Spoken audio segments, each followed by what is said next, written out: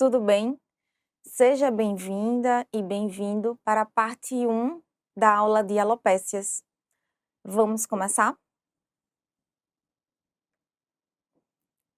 Nessa primeira parte da aula, nós vamos conversar sobre histologia normal, parâmetros normais e alopécias não cicatriciais. Então, vamos lá. O folículo piloso, ele é dividido em segmento superior e segmento inferior. Então, aqui a gente tem um segmento superior e o segmento inferior do pelo. O segmento superior vai do ósteo folicular até o bulge. O bulge é o local em que se insere o músculo piloeretor. O segmento inferior do pelo vai do bulge até o bulbo. O segmento superior do pelo, por sua vez, é dividido em infundíbulo e istmo. O infundíbulo vai do ósteo folicular até a inserção do ducto da glândula sebácea. Então, observe nesse desenho esquemático. A gente tem aqui glândula sebácea, o ducto da glândula sebácea se inserindo no folículo. Então, o infundíbulo vai da inserção do ducto da glândula sebácea até o ósteo folicular. E o istmo vai da inserção do ducto da glândula sebácea até o bulge. Aqui, mais à direita, a gente tem duas imagens que são cortes transversais do folículo no segmento superior. Nessa imagem de cima, a gente tem um corte transversal do folículo no nível do infundíbulo. Observe nessa imagem, a gente tem o eixo do pelo, a haste pilosa, e a gente vê também a bainha externa do pelo. A bainha externa do pelo, no nível do infundíbulo, tem camada granulosa, olha, tem camada granulosa. Por quê? Porque essa bainha externa do pelo, no nível do infundíbulo, se continua com a epiderme superficial. Então, a bainha externa do pelo, ela é muito semelhante à epiderme superficial no nível do infundíbulo. Já no istmo, o que a gente vai encontrar? Olha só, a gente vai fazer um corte transversal do istmo. E a gente vai ver essa imagem aqui. Então, olha só, no istmo, a gente tem a bainha externa do pelo. E aqui no istmo, ocorre a queratinização triquilemal, que é a formação de uma queratina densamente eosinofílica e ondulada. Então, essa aqui é a queratinização triquilemal. E a queratinização triquilemal ocorre no nível do istmo. Nessa imagem, mais uma vez, a gente tem o segmento superior do pelo. Observe, aqui é a haste pilosa, aqui a gente tem glândula sebácea, em seguida o ducto da glândula sebácea se inserindo no folículo. Então, da inserção do ducto da glândula sebácea até o ósteo folicular, a gente tem o infundíbulo.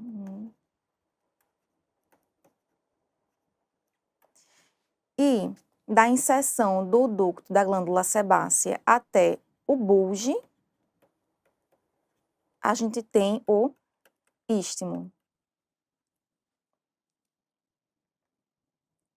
Nessa imagem, o que é que a gente está vendo? A gente está vendo, mais uma vez, a transição do segmento superior para o segmento inferior. Então, aqui é o bulge, tá? Essa aqui é a região do bulge. Então, acima dele, a gente tem um segmento superior e abaixo a gente tem o segmento inferior do pelo.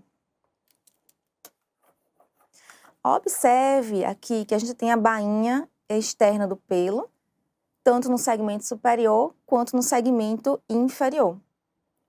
No segmento inferior do pelo, além da bainha externa, a gente vai ter a bainha interna, que é essa faixa aqui. A bainha interna do pelo, ela vai descamar, olha, ela vai descamar no nível do bulge, ou então um pouquinho acima do bulge, no istmo. Na imagem da direita, a gente vê melhor essa descamação. Olha só, aqui é a bainha externa do pelo. Aqui é a bainha interna. E no nível do bulge, ou um pouquinho acima, essa bainha interna ela se descama, certo? Quando essa bainha interna se descama, começa a ocorrer a queratinização triquilemal, que é aquela queratinização que é bem densamente eosinofílica e ondulada. O segmento inferior do pelo, por sua vez, é dividida em tronco e bulbo. E o que é que separa o tronco do bulbo? É a margem de Adamson. A margem de Adamson separa o tronco do bulbo folicular. Então, observe aqui, a gente tem duas imagens que são cortes transversais do pelo. A imagem de cima é um corte do pelo, um corte transversal do pelo no nível do tronco e a de baixo no nível do bulbo. Então, olha só. No nível do tronco, o que é que a gente observa? A gente observa a bainha externa do pelo, a bainha interna e o espaço que era ocupado pela haste pilosa. No bulbo, o que é que a gente vai ter? Bainha externa do pelo, bainha interna e a haste pilosa. Nessas imagens, a gente já vê algumas diferenças entre o tronco e o bulbo. Observe a bainha interna no nível do bulbo. A bainha interna no nível do bulbo, a gente vai ver pequenos pontos eosinofílicos e pontos azuis. Os pontos eosinofílicos são grânulos tricohialinos e os pontinhos azuis são núcleos. Então, observe que no tronco, a bainha interna não tem núcleo e não tem os grânulos tricohialinos. Uma outra diferença é que a haste do pelo, no bulbo, tem esses pontinhos azulados, que são núcleos. Mas no tronco, a haste do pelo não tem mais núcleo. Tá? É uma outra diferença entre o tronco e o bulbo. Nessa imagem, a gente vê bem a margem de Adamson. Esse tracinho aqui, pontilhado, está delimitando a margem de Adamson. E o que significa essa margem de Adamson? É o ponto a partir do qual o eixo do pelo não apresenta mais núcleos e é o ponto a partir do qual a bainha interna do pelo não apresenta núcleos e grânulos triquialinos. Então, observe. Aqui a gente tem a bainha externa do pelo, aqui a bainha interna e aqui o eixo do pelo. Então, observe que abaixo da membrana de Adamson, a gente vê núcleos, olha. Esses tracinhos azuis alongados são núcleos. Acima da membrana de Adamson, ou da margem de Adamson, a gente não vê mais núcleo. Agora, observe a bainha interna do pelo. A gente vê abaixo, na margem de Adamson, a gente vê núcleos, que são esses tracinhos azuis, E vemos também grânulos triquialinos, que são esses grânulos eosinofílicos. E acima da margem de Adamson, a bainha interna do pelo não tem mais núcleos e não tem mais grânulos tricoialinos.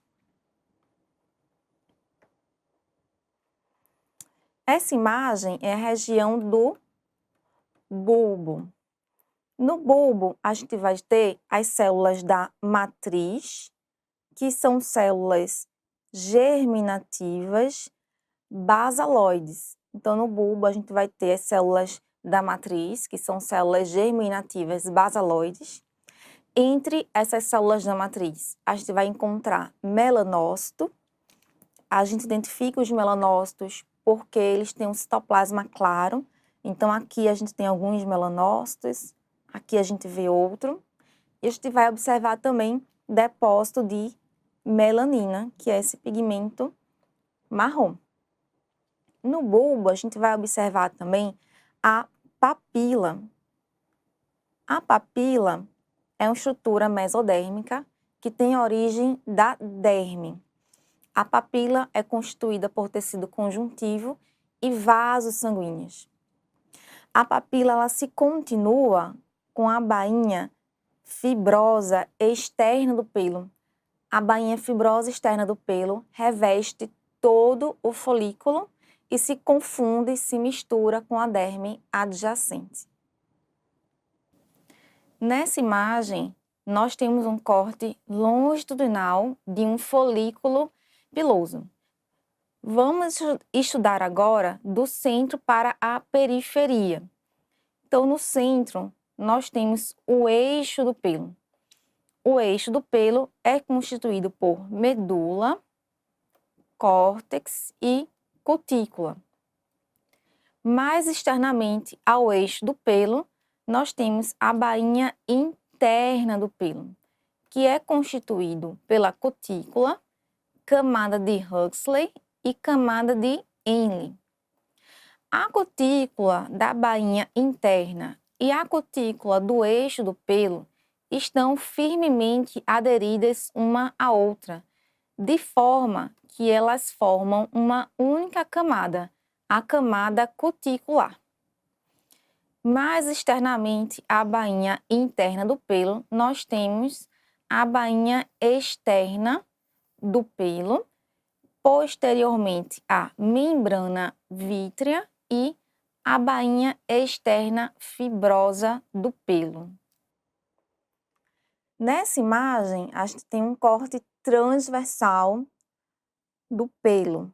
Então, mais uma vez, vamos observar as camadas de dentro para fora, do centro para a periferia. Então, a gente tem aqui a haste do pelo.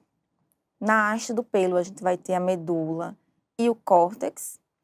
Posteriormente, bainha interna do pelo, bainha externa do pelo, depois membrana vítrea e bainha fibrosa externa.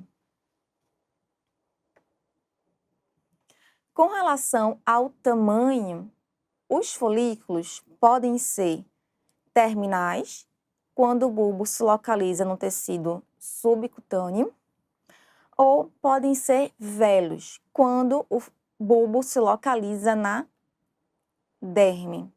E os pelos velos, eles têm outra característica. A espessura da haste é menor ou igual à espessura da bainha interna. Uma outra forma da gente classificar, da gente identificar os pelos terminais e pelos velos é pela medida do diâmetro da haste.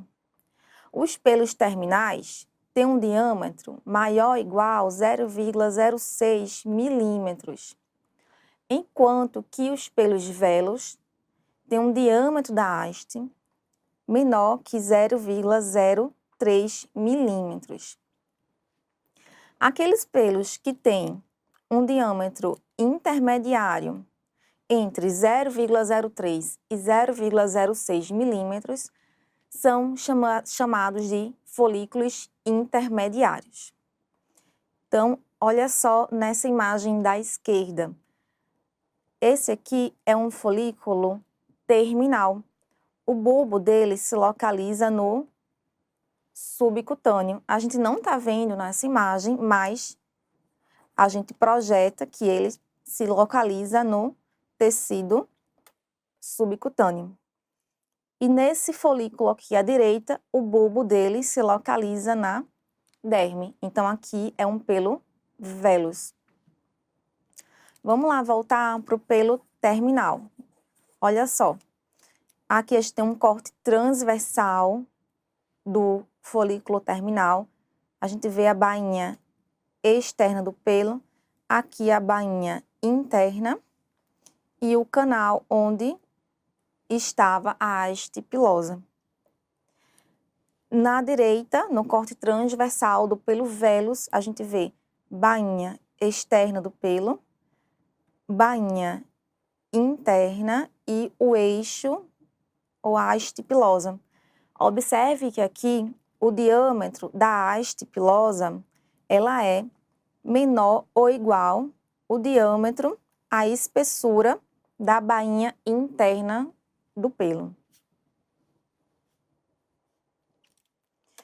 E um dado importante que a gente deve avaliar nas alopécias é a contagem TV, a relação entre pelos terminais e pelos vellus. E essa contagem deve ser realizada ao nível do infundíbulo baixo.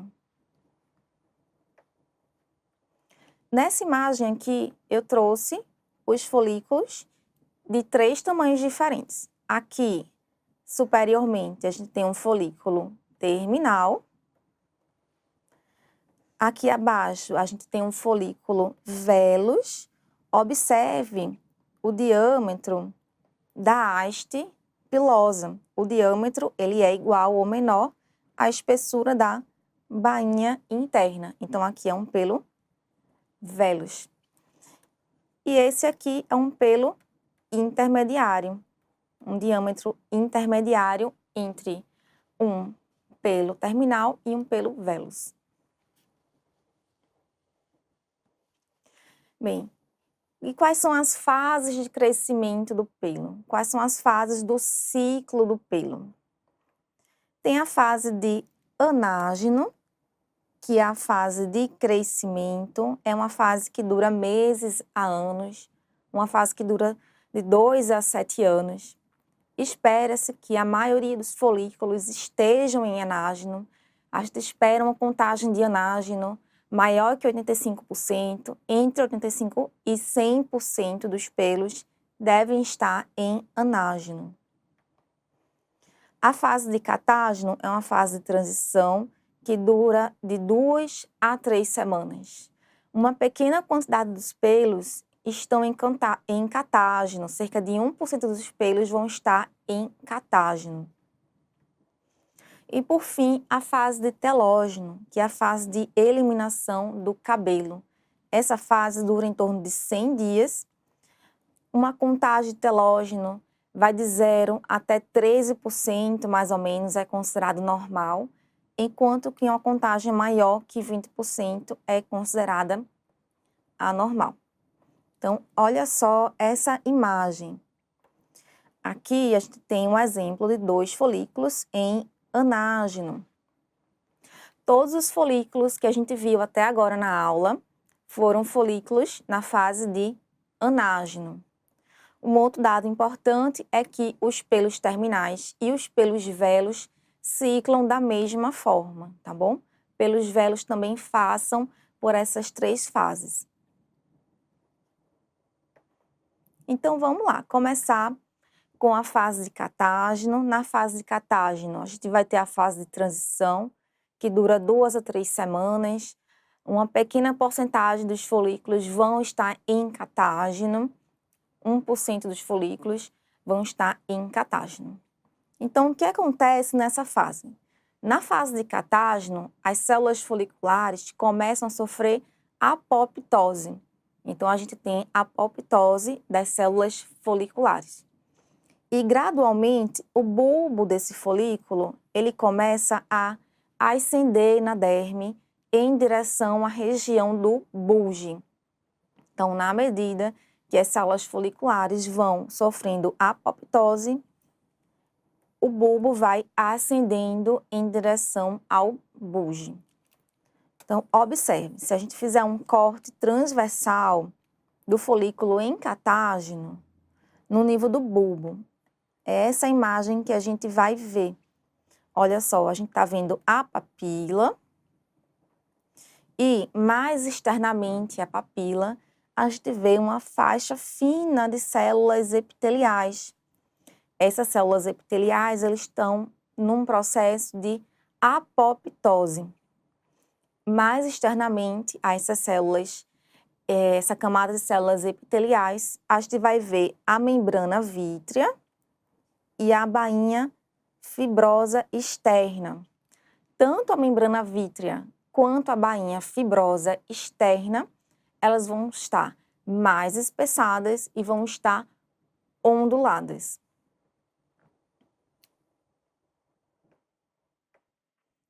Se a gente fizer um corte nesse pelo encatágeno num nível mais alto, olha só, essa imagem que a gente vai ver aqui. Então, como eu falei, as células vão começar a sofrer um processo de apoptose. E é um processo de apoptose de dentro para fora, do centro do folículo para a periferia. E na medida que esse processo de apoptose vai ocorrendo, vai acontecendo também a cornificação desse folículo, também do centro para a periferia. Então, observe, aqui a gente tem um centro que está passando por um processo de cornificação. E aqui a gente tem algumas células num processo de apoptose. Então, o processo de cornificação é um processo centrífugo do centro para a periferia.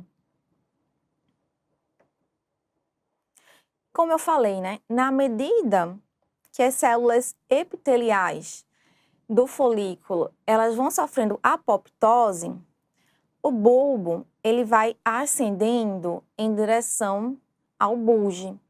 E na medida que esse bulbo vai ascendendo na derme, ele vai deixando um rastro, que é a bainha fibrosa externa colapsada. Então, o bulbo, na fase de catágeno, quando ele ascende em direção ao bulge, ele vai deixando como rastro a bainha fibrosa externa colapsada. Se a gente fizer um corte transversal nessa bainha fibrosa externa colapsada, é essa imagem que a gente vai ver. A gente vai ver a estela folicular. Então, a estela folicular é o resultado da bainha externa colapsada, da bainha fibrosa externa colapsada. Então, a gente vai ver na estela tecido conjuntivo e vasos sanguíneos.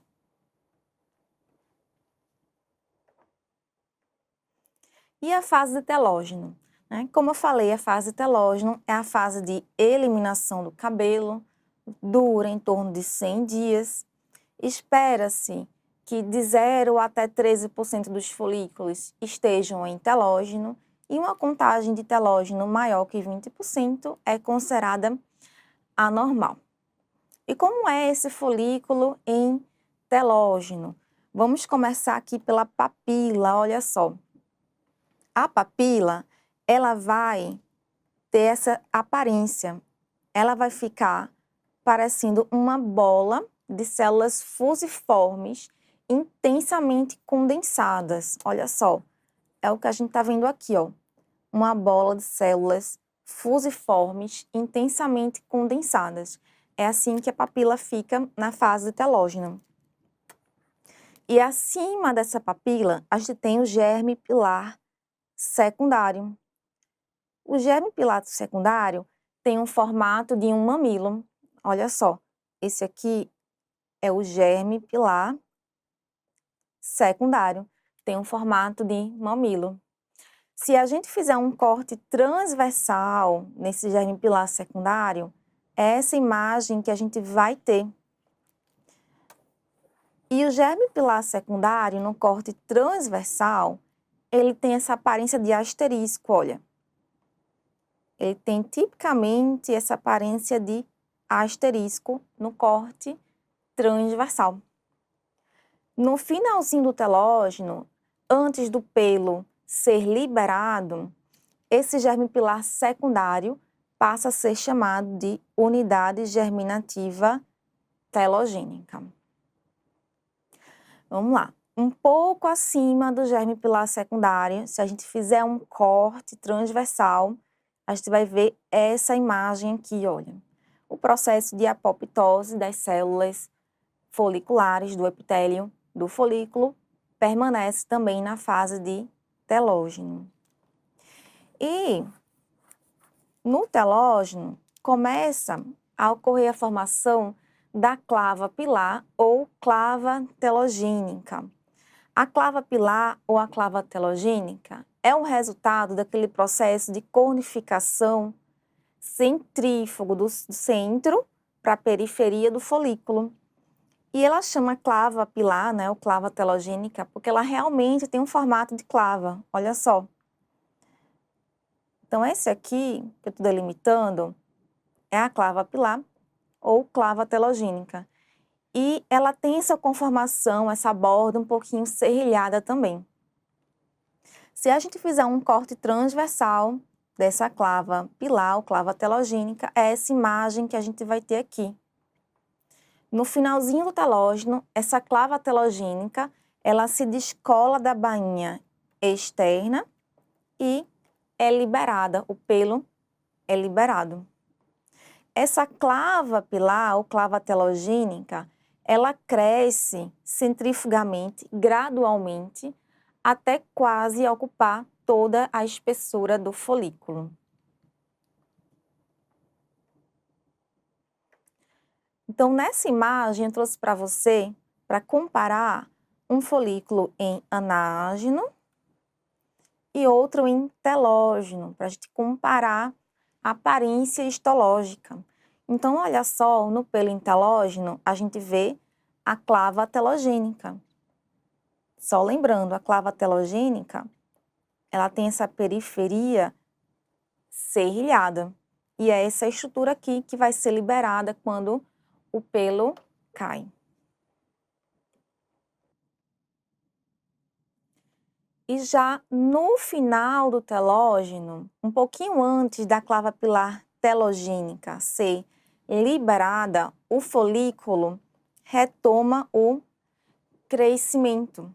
Essa retomada do crescimento é estimulada por células-tronco foliculares presentes no bulge. Então, no bulge, existem células-tronco foliculares que vão estimular a retomada do crescimento do folículo. E quais são os parâmetros normais que a gente tem que saber quando a gente vai avaliar uma biópsia de alopécia? Quando a hipótese é de alopécia, devem ser realizados 2 punches, medindo ao menos 4 milímetros cada.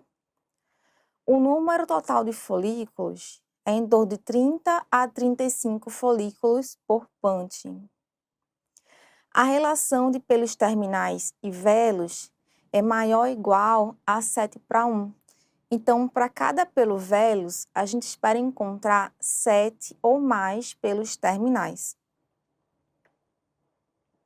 E a gente também faz a contagem telogênica. Como é essa contagem telogênica? A gente vai somar todos os folículos em catágeno, telógeno e as unidades germinativas telogênicas e vai dividir pelo número total de folículos terminais. Então, aqui nesse cálculo, a gente não usa os pelos velos, a gente vai contar os folículos terminais. E a contagem telogênica normal, ela gira em torno de 6 a 13%. Então, aqui eu trouxe uma formulinha só para a gente gravar melhor.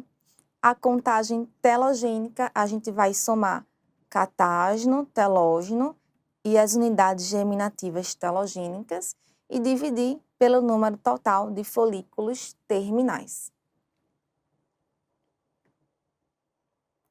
Então, nesta aula, a gente vai estudar as alopécias não cicatriciais.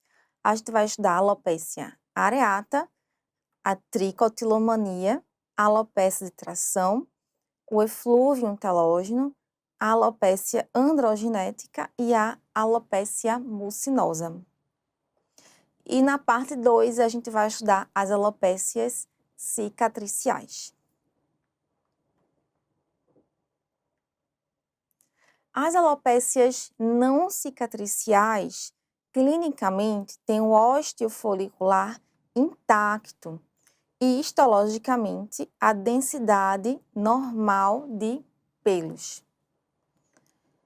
Porém, algumas condições podem evoluir com perda irreversível do pelos, ou seja, algumas condições podem evoluir para uma alopécia cicatricial, como a alopécia androgenética, a alopécia areata de longa data e a alopécia de tração. Vamos começar com a alopécia areata. Na alopécia areata, a gente vai ver um infiltrado peribulbar e intrabulbar de linfócitos. Olha só, aqui a gente tem um bulbo folicular, aqui outro, e em volta desses folículos a gente vai ver um infiltrado de linfócitos. Esses folículos vão causar dano às células da matriz, às células matriciais.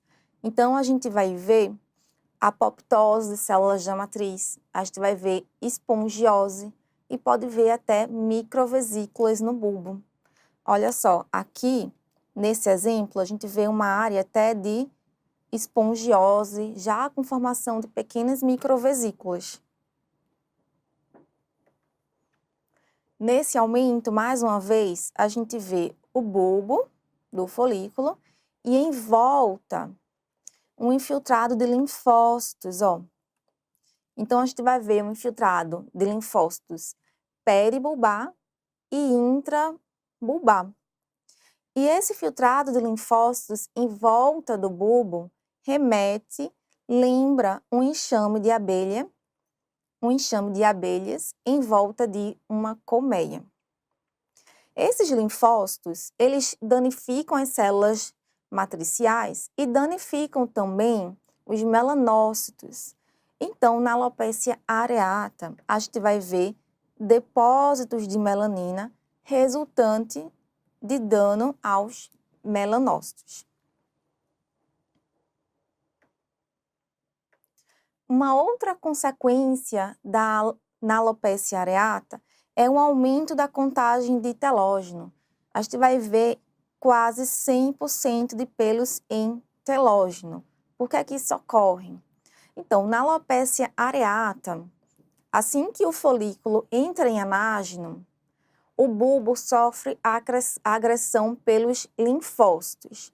Então, assim que o pelo entra em anágeno, os linfócitos vão lá e agridem o bulbo. Isso faz com que o folículo em anágeno entre precocemente em catágeno e telógeno. E gradativamente, o ciclo folicular ele vai encurtando e a gente vai ter um aumento de pelos em catágeno e pelos em telógeno. Olha só nessa imagem, a gente só tem 2 pelos em anágeno e o restante são unidades germinativas telogênicas. Olha só, aqui a gente tem 3 unidades germinativas telogênicas, aqui mais 3, aqui mais 2, aqui tem 5, aqui mais 3, né? E aqui mais 3. Então, a gente tem um aumento na contagem telogênica. E uma contagem telogênica maior que 50% vai favorecer o diagnóstico. Uma outra consequência do encurtamento do ciclo do pelo é a miniaturização dos folículos. A gente vai ver miniaturização. Nessa imagem, a gente vê vários folículos miniaturizados.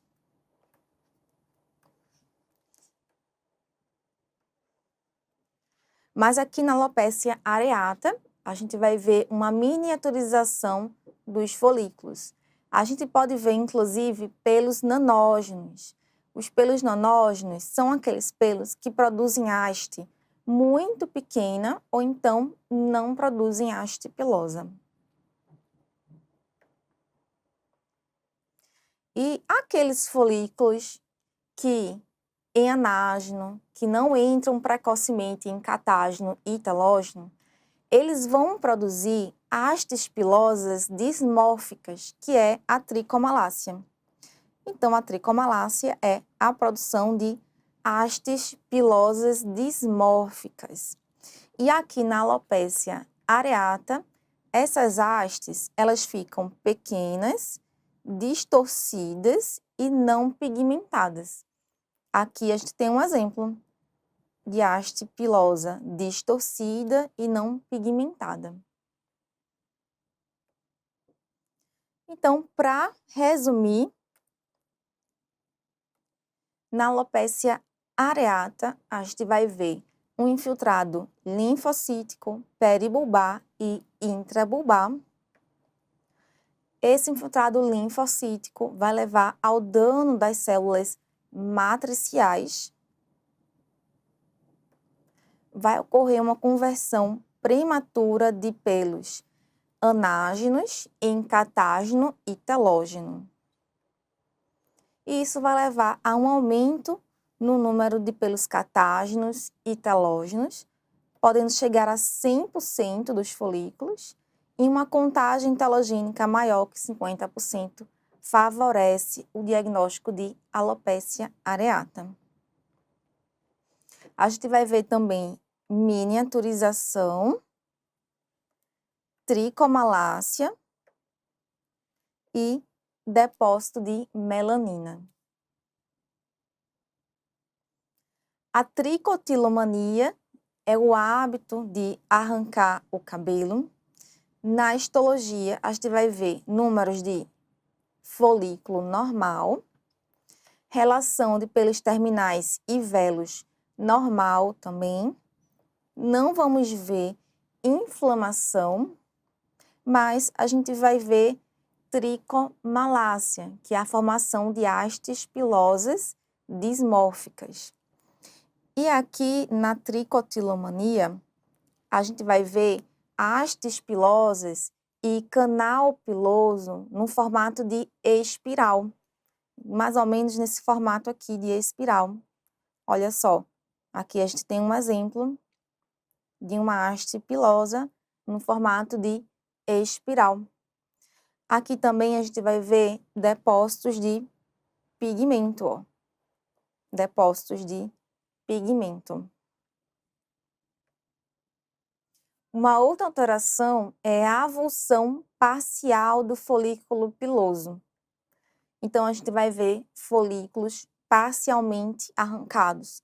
Olha só, aqui nesse folículo, a bainha externa foi separada da membrana vítrea. Aqui, esse folículo possui apenas bainha externa, o restante do folículo foi retirado. Nesse folículo, a gente vê uma fenda na bainha externa.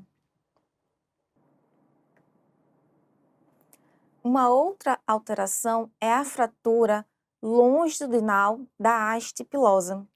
Observe que a gente tem aqui a haste do pelo e nesse ponto ocorre uma fratura. A gente vê inclusive fibrina, que é esse material eosinofílico, e vê hemácias também, ó. A gente vê algumas hemácias no ponto de fratura. E essa aparência do pelo fraturado lembra um hambúrguer, que é o sinal do hambúrguer. Na tricotilomania, a gente pode ver também o aumento de folículos em repouso, ou seja, a gente pode ter um aumento de da contagem telogênica. Observe que aqui a gente já tem 2 pelos em telógeno, aqui tem outra unidade germinativa telogênica. E nesse corte aqui a gente já vê um depósito, ó, de pigmento. E na tricotilomania a gente pode ver também o colapso da bainha interna. Então, o que é esse colapso da bainha interna? Quando o pelo é arrancado apenas a haste pilosa e a bainha interna, ela permanece no folículo, mas ela colaba, que é o colapso da bainha interna. Então, para resumir, na tricotilomania, a gente vai ver o número de folículos normal, a relação de pelos terminais e velos vai ser normal também. Não vamos ver inflamação, vamos ver tricomalácia, vamos observar também folículos parcialmente arrancados, aumento de folículos em catágeno e telógeno e depósito de pigmento.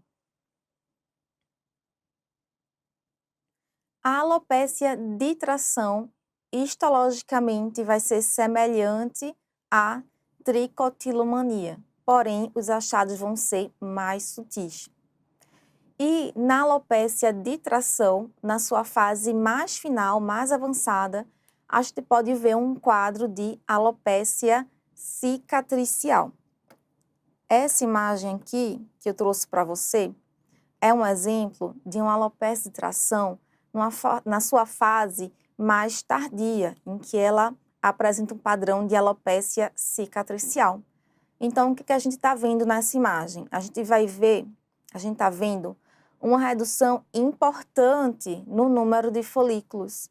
Olha só, a gente vê 1 folículo, 2, 4 folículos. E a gente vê também uma redução importante de glândulas sebáceas. A gente só tem glândula sebácea aqui, nessa região. Então, resumindo, na alopécia de tração, os achados serão similares à tricotilomania, porém mais sutis. Então, a gente vai ver número de folículos normal, sem inflamação, aumento de pelos em catágeno e telógeno, tricomalácia e depósito de pigmento. E numa fase tardia, achados semelhantes a uma alopécia cicatricial e os pelos velos tendem a permanecer. Eflúvio telógeno. No eflúvio telógeno, a gente vai ter uma situação em que uma grande quantidade de pelos em anágeno entram todos juntos precocemente em catágeno e telógeno. Posteriormente, esses pelos entelógenos caem e há uma retomada do crescimento, uma retomada do anágeno. Então, no eflúvio telógeno, a gente vai ver um aumento de pelos em telógeno e pelos em catágeno. Observe aqui nessa imagem, a gente vê esses 3 pelos em telógeno e aqui mais 3 pelos em anágeno. É uma contagem alta, uma contagem telogênica alta. Aqui no eflúvio telógeno, essa contagem geralmente é maior ou igual a 15%, mas ela não costuma passar de 50%. A gente vai observar também unidades germinativas telogênicas. Lembra que elas têm um formato de asterisco? Pronto, então aqui a gente vai ver também o aumento de unidades germinativas telogênicas. Resumindo, no eflúvio telógeno, o número de folículos é normal, não vamos ver miniaturização, Também não vamos ver inflamação, mas nós teremos aumento de telógenos, catágenos e unidades germinativas telogênicas. Vamos ver uma contagem telogênica maior ou igual a 15%, mas raramente essa contagem telogênica vai passar de 50%. E a contagem telogênica pode ser normal, dependendo no momento da biópsia. Por quê? Então, como eu falei para você, no eflúvio telógeno, uma grande quantidade de pelos que estão em anágeno entram todos juntos em catágeno e telógeno, depois eles caem todos de uma vez só. Quando eles caem, aquele folículo retoma o crescimento, retoma a fase de anágeno. Então, se você fizer a biópsia depois dos pelos caírem, você vai biopsiar um pelo, você vai biopsiar um couro cabeludo normal. Então, a gente não vai ter um aumento da contagem telogênica e, mesmo assim, vai ser um eflúvio telógeno.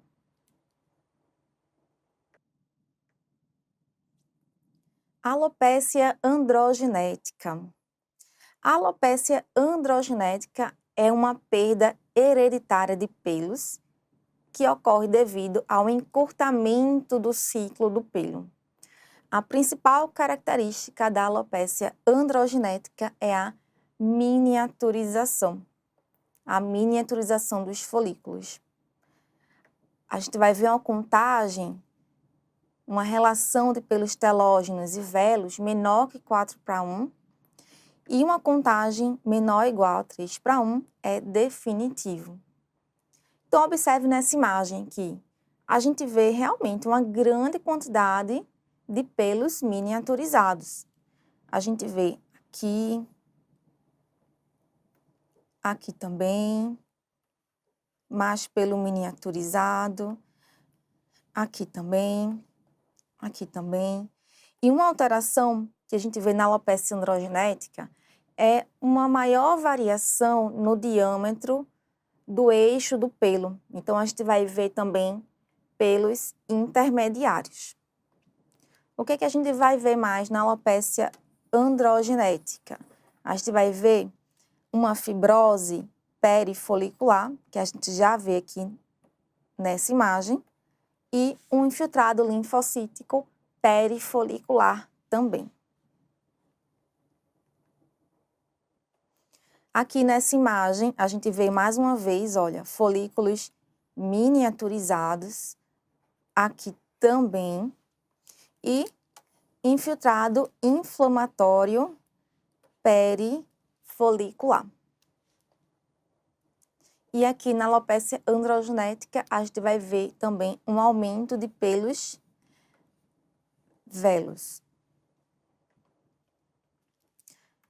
Então, para resumir, na alopécia androgenética, a gente vai ver miniaturização de folículos, aumento de pelos velos, uma contagem, uma relação de pelos terminais e velos menor que 4:1, sendo que uma contagem menor ou igual a 3:1 é definitivo. Pode ocorrer aumento de pelos em catágeno e telógeno. Vamos ver também inflamação perifolicular e fibroplasia periinfundibular. No início, o número de folículos vai ser normal, mas em casos avançados, pode ocorrer perda permanente de folículos, que é uma alopécia de padrão cicatricial. Na alopécia mucinosa, a gente vai ver o epitélio folicular permeado por mucina. Olha só, é o que a gente está vendo nessa imagem. O epitélio folicular permeado por um material basofílico, um material azulado, delicado, que é mucina. Essa mucina é destacada pelas colorações de alcian blue, mucicarmim e ferro coloidal. Além da mucina, a gente vai ver também um infiltrado inflamatório de linfócitos, histiócitos e eosinófilos, tanto no epitélio folicular quanto na derme adjacente. E a alopecia mucinosa tem uma forma benigna e transitória, que é mais comum em crianças, e as lesões vão aparecer em face e couro cabeludo. E tem uma forma também associada à micose fungoide, que vai acometer adultos, e as lesões vão aparecer no tronco e em membros. Na forma associada à micose fungoide, a gente vai observar linfócitos atípicos permeando o epitélio folicular, e esses linfócitos também podem permear a epiderme superficial. Aqui a gente tem um outro exemplo de um epitélio folicular permeado por mucina. Tudo isso aqui, esse material mais azulado basofílico, é mucina. E a gente vai ver também o infiltrado inflamatório de linfócitos, histiócitos e eosinófilos.